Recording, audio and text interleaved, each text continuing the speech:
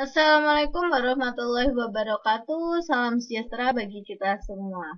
Selamat datang di kelas pengantar manajemen. Kali ini kita masuk pada pertemuan kelima atau sesi 5. Ya, di mana pada sesi ini kita akan bahas mengenai desain dan struktur organisasi. Tujuan pembelajaran kita pada kali ini diharapkan nanti Anda semua setelah mengikuti kelas ya pada kali ini. Yang pertama, mampu memahami dan menjelaskan terkait dengan dasar-dasar pengorganisasian. Yang kedua, mampu memahami dan menjelaskan faktor penentu struktur organisasi. Yang ketiga, mampu memahami dan menjelaskan tahap perkembangan perusahaan dan struktur organisasi yang sesuai.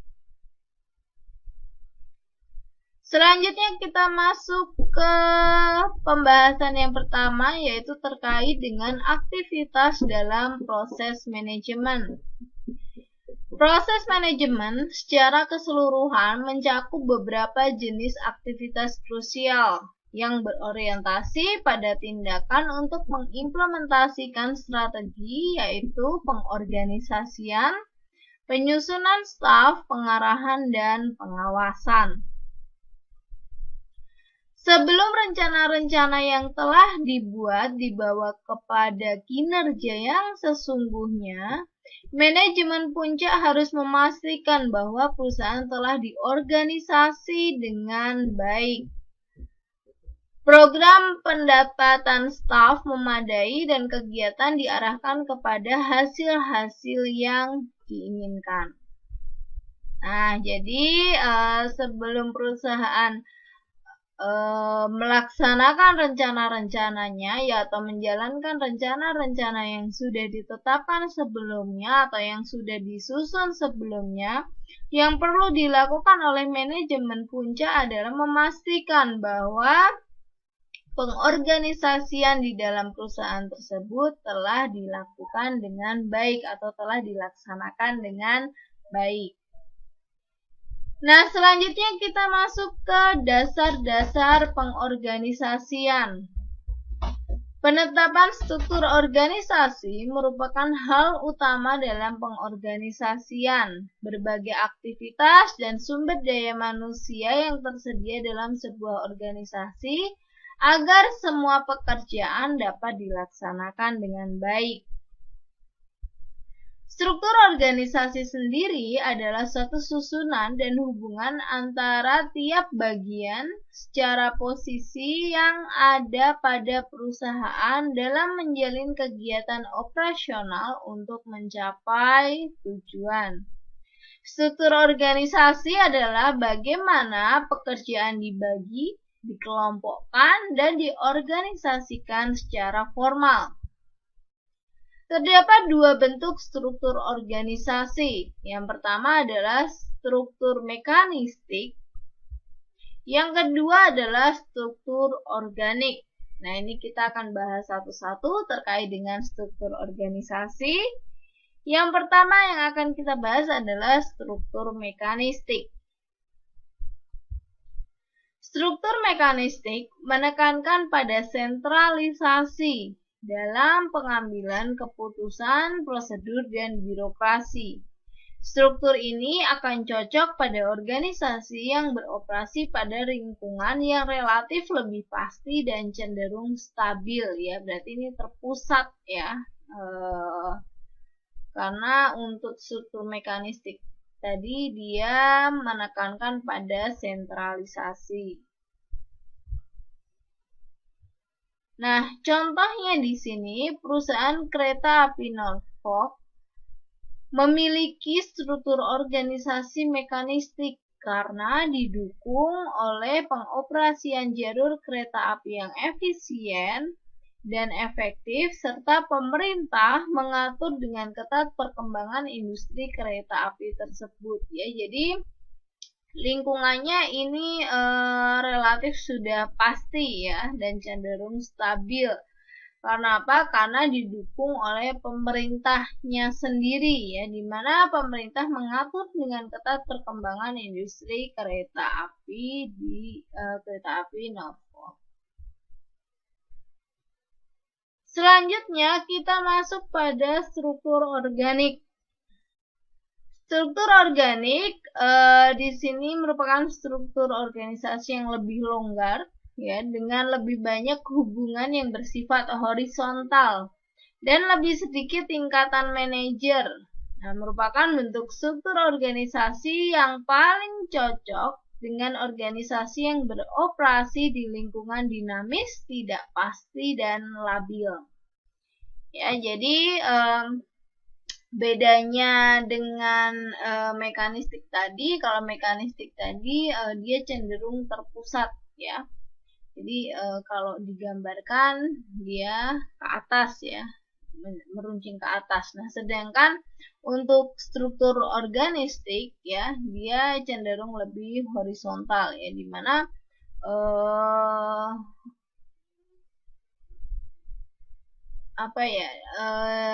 manajernya itu lebih diberi wewenang atau tanggung jawab ya untuk menyelesaikan pekerjaan masing-masing ya, khususnya terkait dengan tadi ada pengambilan keputusan dan lain sebagainya.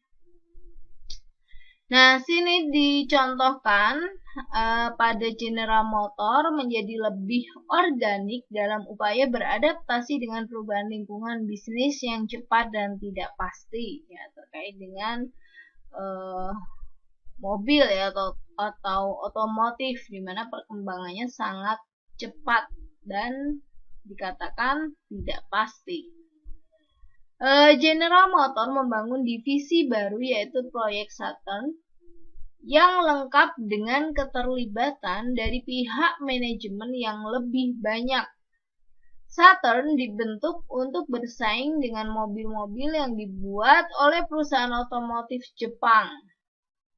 Proyek Saturn menggunakan pengelolaan mandiri oleh tim kerja dan pembuatan keputusan bersama antara karyawan dengan pihak manajemen. Ya, jadi berbeda dengan mekanistik tadi ya, di mana terkait dengan pengambilan keputusan, pengelolaannya semuanya terpusat ya. Jadi harus ke pusat dulu baru bisa diambil keputusan. Nah, sedangkan untuk organik di sini ya dicontohkan pada General Motor pada proyek Saturn ya yang dilakukan dia menggunakan pengelolaan mandiri ya, di mana semuanya dilakukan oleh tim ya, keputusannya juga dilakukan oleh tim.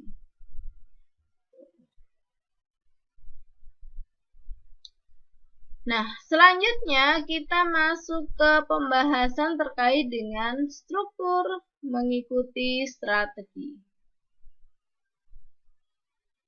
Menurut Albert Chandler, organisasi berkembang dari suatu jenis penyusunan struktur ke berbagai jenis struktur lainnya sesuai dengan perkembangan organisasi tersebut. Ya, jadi organisasi berkembang dari satu jenis penyusunan struktur ya ke berbagai jenis struktur lainnya sesuai dengan perkembangan organisasi. Perubahan-perubahan yang terjadi pada lingkungan cenderung mengarahkan perubahan strategi perusahaan yang akhirnya akan membawa pada perubahan struktur organisasi. Nah, jadi ketika perusahaan merubah strateginya, maka yang akan dilakukan adalah juga merubah struktur organisasinya. Strategi, struktur, dan lingkungan terkait erat satu sama lain. Jika tidak, kinerja organisasi akan hancur. Jadi, di sini harus ada kesesuaian atau keterikatan antara perubahan lingkungan, kemudian strategi, ya, dan struktur organisasi. Ketika strategi berubah, cepatnya adopsi terhadap struktur yang sesuai akan membuat keputusan akan membuat perusahaan memiliki keunggulan kompetitif. Nah, ini kelebihannya ketika perusahaan cepat mengadopsi strategi yang berubah, ya. Nah, ini akan menghasilkan perusahaan yang memiliki keunggulan kompetitif atau keunggulan bersaing. Nah, selanjutnya kita masuk ke dalam faktor-faktor penentu struktur organisasi. Apa saja? Kita lihat di sini ada strategi yang pertama. Yang kedua ada ukuran organisasi. Yang ketiga ada teknologi. Dan yang terakhir atau yang keempat ada lingkungan. Nah, kita akan bahas satu-satu nih terkait dengan faktor penentu struktur organisasi. Baik, yang pertama adalah strategi. Struktur organisasi adalah salah satu sarana yang digunakan manajemen untuk mencapai sasarannya. Karena sasaran diturunkan dari strategi organisasi secara keseluruhan. Logis kalau strategi dan struktur harus terikat dengan erat. Terdapatnya struktur harus mengikuti strategi. Jika manajemen melakukan perubahan signifikan dalam strategi organisasinya, struktur pun harus dimodifikasi untuk menampung dan mendukung perubahan tersebut. Ya, jadi tadi sudah disampaikan pada slide sebelumnya, antara lingkungan, strategi, dan struktur, ya, atau pengorganisasian itu harus sesuai, ya. Nah, makanya di sini dikatakan bahwa strategi merupakan faktor-faktor yang mempengaruhi perubahan struktur organisasi. Selanjutnya, faktor yang kedua adalah ukuran organisasi. Nah, terdapat banyak bukti yang mendukung ide atau hasil pemikiran bahwa ukuran sebuah organisasi secara signifikan akan mempengaruhi strukturnya. Kemudian yang ketiga ada teknologi.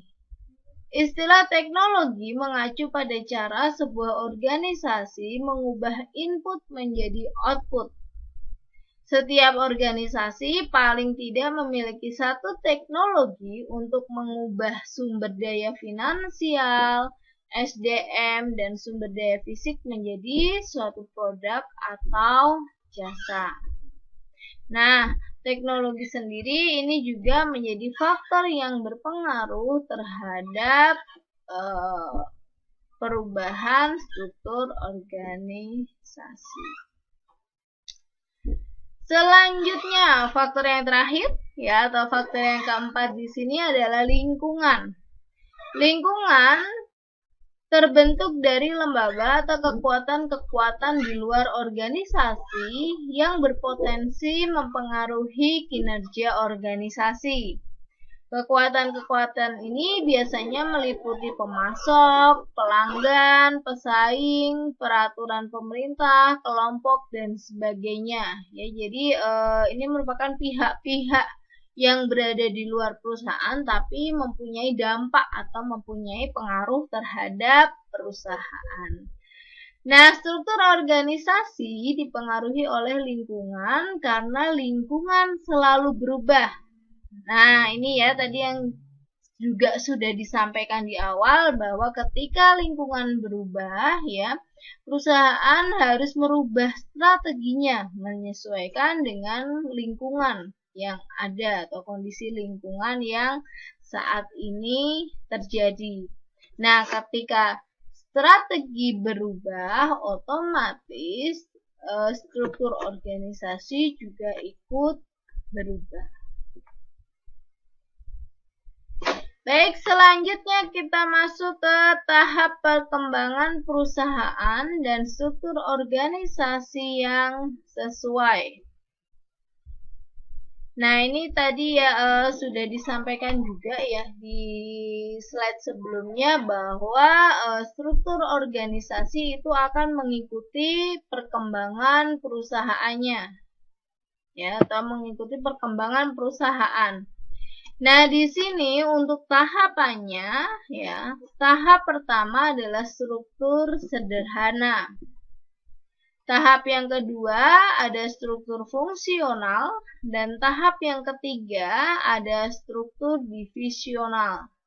Nah, ini kita akan bahas satu-satu terkait dengan struktur organisasi di setiap tahapannya. Baik, kita lihat untuk tahap pertama, struktur sederhana. Rancangan struktur sederhana tidak dilakukan secara detail. Biasanya digunakan pada organisasi kecil yang tidak membutuhkan rancangan struktur yang rumit.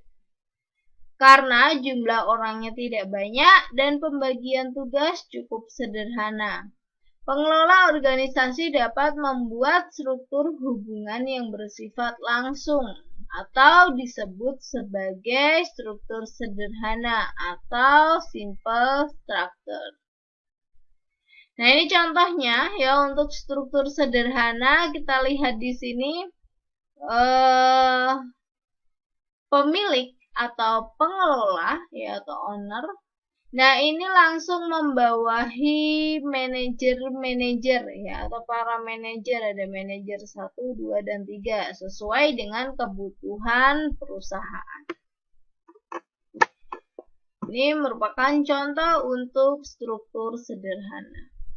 Selanjutnya kita masuk ke tahap kedua, struktur fungsional. Perancangan struktur baru menjadi sebuah masalah tersendiri bagi pengelola organisasi, manakala organisasi semakin kompleks dan tidak dapat lagi ditangani dengan struktur sederhana. Cara yang paling umum dilakukan adalah dengan memecah aktivitas organisasi ke dalam fungsi-fungsi yang terpisah. Pengelola harus membagi organisasi menjadi beberapa bidang atau fungsi yang masing-masing tidak tercampur antara satu fungsi dengan fungsi lainnya. Kita lihat untuk contoh struktur fungsional. Nah, baik kita lihat di sini ya. Di yang paling atas ada GM atau General Manager. Nah, di bawahnya ini bukan lagi manajer, tapi dikelompokkan berdasarkan fungsi. Ya, ada fungsi pemasaran, ada fungsi produksi, ada penjualan, personalia, dan accounting. Ya, jadi untuk tahap yang kedua ya struktur fungsional di sini aktivitas di dalam organisasi ya ini akan dimasukkan ke dalam fungsi-fungsi yang terpisah. Selanjutnya masuk ke tahap ketiga yaitu struktur divisional. Pada tahap ketiga, perusahaan memfokuskan perhatiannya pada pengelolaan berbagai lini produk di berbagai industri yang dimiliki dan mendesentralisasi wewenang pengambilan keputusan. Perusahaan-perusahaan tersebut bertumbuh melalui ekspansi dan diversifikasi lini produk untuk mencakup wilayah geografis yang lebih luas. Nah, ini untuk contoh bentuk struktur organisasi divisional ya. Jadi ini ada beberapa divisi ya. Kalau di sini divisinya ada komponen dan perangkat. Ya, ini mungkin terkait dengan komputer ya kalau contohnya ya. Macam-macam ini ada smartphone, ada laptop dan lain sebagainya. Ya, jadi di sini ada divisi komponen ya, ini komponen-komponen untuk semacam smartphone, laptop, komputer ya, di mana divisi komponen ini membawai manajer IC, manajer display dan manajer baterai. Kemudian ada divisi perangkat. Ya, pada divisi perangkat di sini ini membawahi manajer smartphone, manajer tablet dan manajer laptop. Nah, ini ketika perusahaan sudah bertumbuh ya melalui berbagai macam ekspansi atau diversifikasi. Nah, ini merupakan bentuk struktur organisasi yang cocok, yaitu struktur divisional. Ya, jadi sudah dikelompokkan berdasarkan divisinya. Selanjutnya kita masuk ke daur hidup organisasi. Dalam menyusun struktur organisasi, ya selain mempertimbangkan tahap perkembangan, perlu juga mempertimbangkan daur hidup perusahaan. Daur hidup perusahaan menggambarkan bagaimana organisasi tumbuh berkembang dan pada akhirnya menurun. Nah, ini merupakan tahap-tahap dalam daur hidup organisasi. Ada tahap pertama, di sini ada tahap kelahiran, ya ini didominasi oleh usahawan, ya ini pada saat organisasi muncul atau lahir. Kemudian tahap kedua adalah pertumbuhan.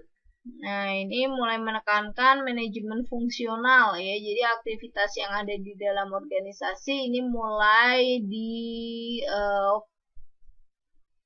klasifikasikan ya atau dikelompokkan berdasarkan fungsinya.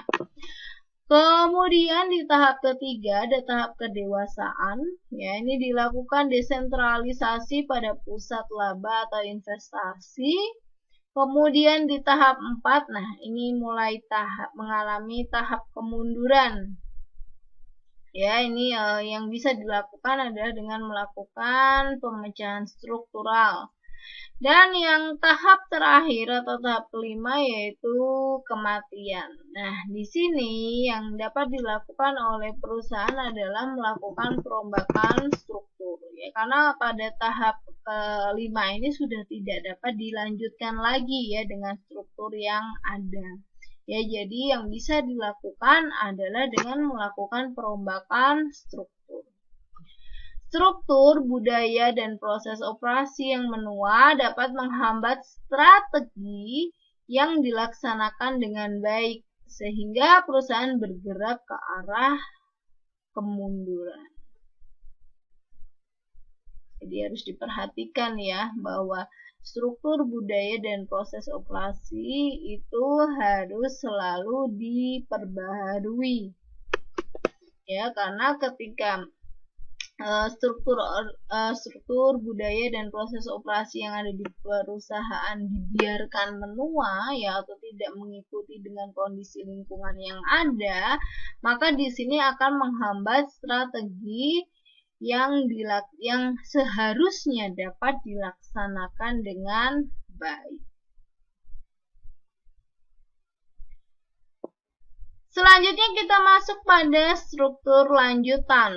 Struktur lanjutan dapat membantu perusahaan mengimplementasikan strategi baru yang lebih baik, sehingga perusahaan bisa menghindari terjadinya kemunduran. Nah, untuk struktur lanjutan sendiri ini ada 3 kalau nggak salah ya, ini unit bisnis strategis, struktur metrik, dan struktur jaringan. Nah, ini akan kita bahas satu-satu terkait dengan struktur lanjutan. Unit bisnis strategis. Unit bisnis strategis atau strategic business unit adalah unit bisnis independen di bawah perusahaan yang bertujuan untuk mengoptimalisasi sumber daya dan memaksimalisasikan nilai perusahaan. SBU menyediakan produk dan pelayanan kepada pelanggan internal maupun kepada pihak ketiga.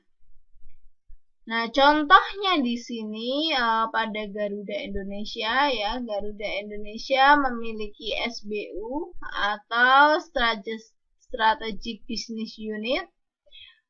Yang pertama adalah Garuda Sentra Medica Business Unit yang memiliki fungsi utama untuk memastikan setiap kokpit kru dan kabin kru ya yang bertugas berada dalam kondisi sehat sehingga keselamatan dan penerbangan lebih terjamin.